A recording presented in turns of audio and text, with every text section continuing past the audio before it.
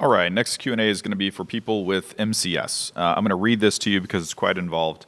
This is also for Sarah. I'm going to post a link to this so that we don't have to type some of this stuff out. I'll just talk to you. Sarah says, "Hi, Matt. I really appreciate these tips. I'm disabled by severe MCS, and a family member of mine is struggling with debilitating health symptoms after an amalgam filling removal went wrong." I had that too, by the way. Exposing her to major amounts of vaporized mercury. I know you had a similar experience. Yes, I did. Infrared sauna sessions have been game changers for us both. Same for me, so glad to hear it. Finding a sauna to purchase that we can tolerate has been quite the ride. Currently, I use a Sunlight and Impulse at a local float center. It had outgassed for 1 year with daily use when I first successfully used it. The float center just got a new Sunlight about 6 months ago, but I still can't even be in the same room with it. I was going to ask you about that. Depending on how old it is, it could also be a different lumber type.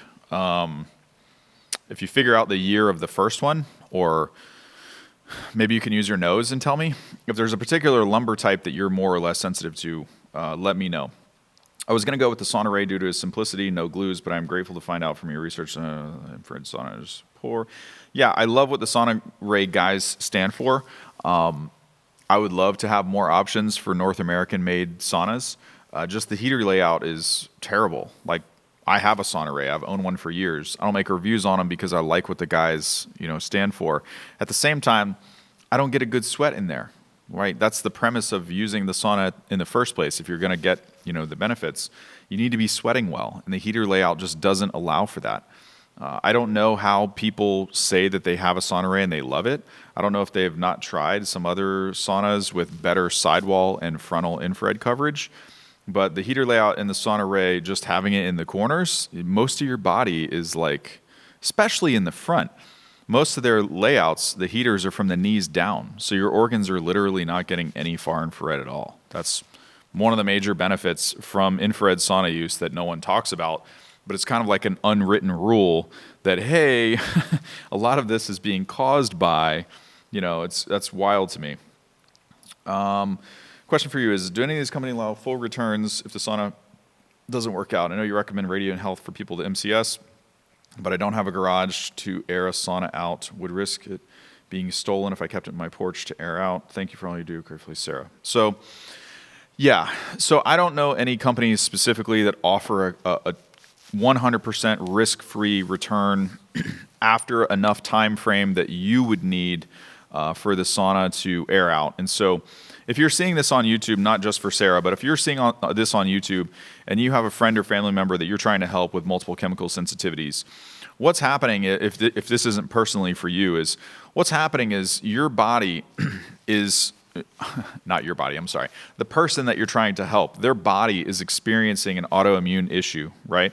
And a lot of times sensitivities to certain things, and it's different for some people than others. Sometimes it could be something as simple as like a perfume, a dish soap, absolutely no scented candles and stuff burning in the house that filters throughout. But I mean, it could be down to like simple stuff, like if you use the wrong dish detergent or something, like in the dishwasher, like literally all kinds of sensitivities. It could be sensitivities on the skin. It could be sensitivities to the nose. It could be an allergy, something that's airborne. And so while these folks are dealing with, the multiple chemical sensitivity condition, which does actually get better when they're able to improve their health markers that are causing this in the first place, generally they're working with a functional medicine practitioner. And in relation to, I don't want to get way out of context here, but in relation to sauna, a lot of times two things can happen. One, they order a sauna because they're trying to help themselves. And a lot of times, they're having a flare-up that's causing this condition. Like she mentioned, if you have an acute exposure to heavy metals or mercury or something like that, the body can't deal with that. So having heavy metal poisoning is actually saving your life because it's depositing things in fat cells.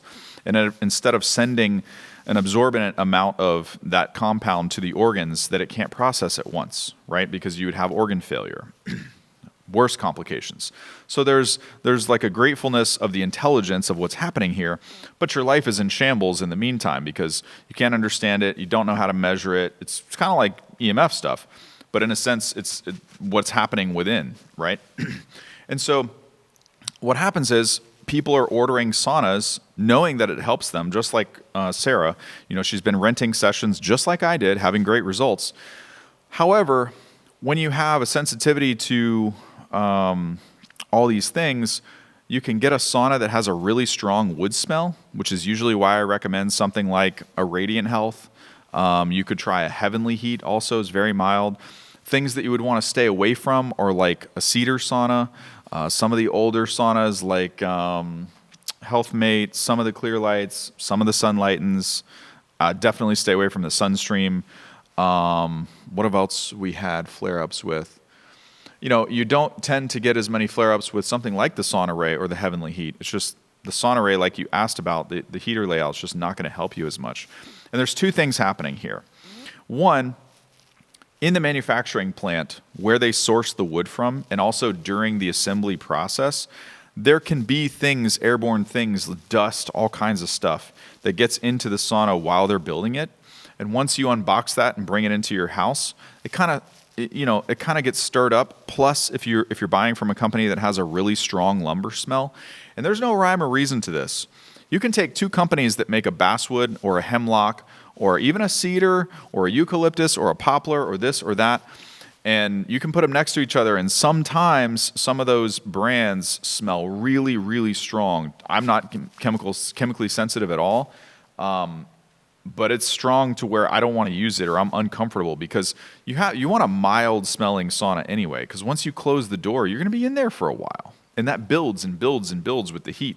And so not only can you have a sauna that has a super strong lumber, and so my recommendations are from me using them, and not just once, multiple different models, different locations.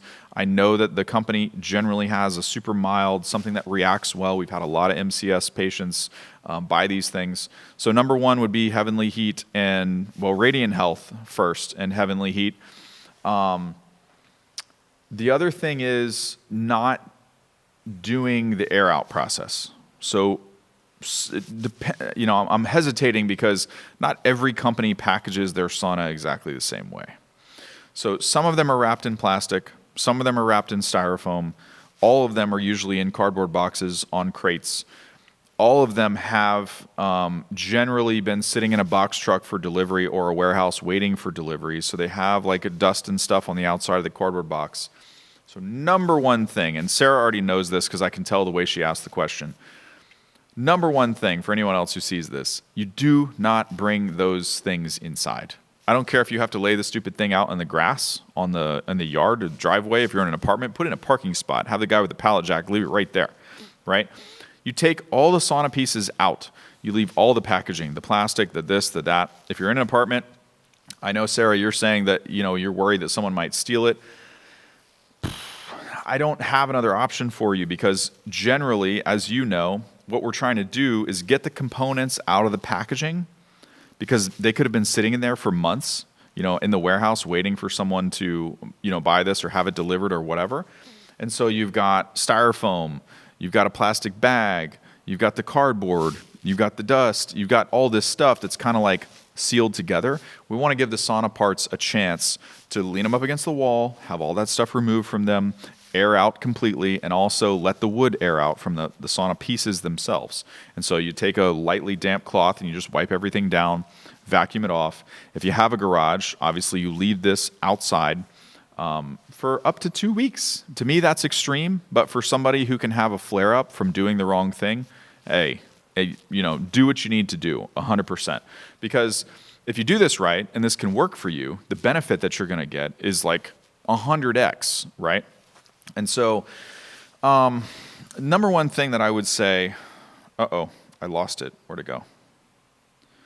For Sarah, I don't know of any company that will give you a no risk. And by no risk, I mean usually there's either a restocking fee, or you have to pay the return shipping, or there's always some component of, unless there's something wrong with it, or it was damaged in shipping, or this and that. It's a very expensive item to ship around. It's expensive to store. All this stuff. The drill. I don't know if I would call and verify first, right? Because no one is just going to let you keep it for, an unknown number of weeks for it to air out. And we don't know exactly how long that is. But that is what you need to do 100%. You need to let it air out, then you bring it inside. If possible, put it together in the garage. I know for Sarah, but if you're another person that sees this, you put it together in the garage and cycle it. Set it max temp, max time, wipe it down, vacuum it out, let it run for an hour, cut off. Next day, do the same thing. Next day, do the same thing. Next day, do the same thing. So what you're doing is you're doing like a light little burn off, and you're also letting the wood and stuff air out, not in the closed environment where you're going to be using it. And so you can remove yourself from that part of the scenario, and you can replicate what Sarah is saying. She had a great result with an old sauna at the spa that she was renting sessions with. But if you didn't catch it, when they replaced it with a new one, now, it doesn't necessarily mean, Sarah, that thing, the old one has aired out and that's why you're tolerating it. It could be change in components. If you're talking about a Sunlight and Impulse specifically, they have mesh grills in front of all the heaters, right? So that's not the best thing to play nice with you. I would kind of, I don't know if I would necessarily buy one of those in your case. And if you're talking about 5 or 6 years ago for the old one that you bought, that you used, this is a lot of things to keep track of here, versus the new one, they could have changed the wood type. They could be different models. There could be different, types of materials or fabrics or things in the new one versus the old one. So you'd really want to pay attention to all of those things. And my advice would be, reach out to the sauna companies that you're really thinking about purchasing from and just tell them what the deal is. Hey, I'm having a really hard time. I'm doing the best I can. I don't want to buy your product and then, try to send it back. I'm not trying to screw you guys over, but here's my situation. I'm really trying hard to, get myself this or that. And if that doesn't work, you could try something from a big box store. I'm trying to think of what I would say. There's not one that's going to be super low EMF and have no... Actually, you might be able to try this one here. It was the one from the Black Friday thing, the Life Pro. The review's not out on that. I'm hesitant to mention it. It is, I think it's like $2,000 or less, but I think you might be able to send it back depending on where you buy it from. It's not going to be as good as a $5,000 one. It's not going to have, the heaters in the bench. It's not going to be super low EMF. It's not going to be perfect. But I was thinking if a big box store had it, kind of like you can get the Dynamic from Costco, this works better than the Dynamic. I'm trying to think of a big box store that would take it back for sure, no questions asked. Well, let me know. I don't want this video to go on forever, but I wanted to do a video response so that if you or someone you know is suffering from multiple chemical sensitivities and you're like Sarah and you've tried to get a sauna or rented sauna sessions and had some success and you're trying to replicate that at your house, or you have a family member that's trying to do it for you or help you, this is like kind of the same scenario that we go through with everyone that's in this position. So hopefully this is shedding a little bit of light on the right way to go about it. A lot of times people think that, sauna, they can't tolerate it or it's not right for them because they buy one, get it home, take it right out of the package, turn it on, don't clean it, don't do any of the procedures that I've outlined in some of the other videos, and then they have flare-ups and they're like, oh, I can't do that. Well, you're missing out on the long-term benefits that you'll get over the next 6 to 12 months if you just take it slow, do what you need to do for your situation, and get that sucker working for you. So I'll see you in the comments. If you're in the Facebook group, I'll post a link to this in there. Let me know what you think. And Sarah, send me a private message, and if you need me to reach out to one of these companies for you or with you, I'd be happy to do that. We'll see you in the next video.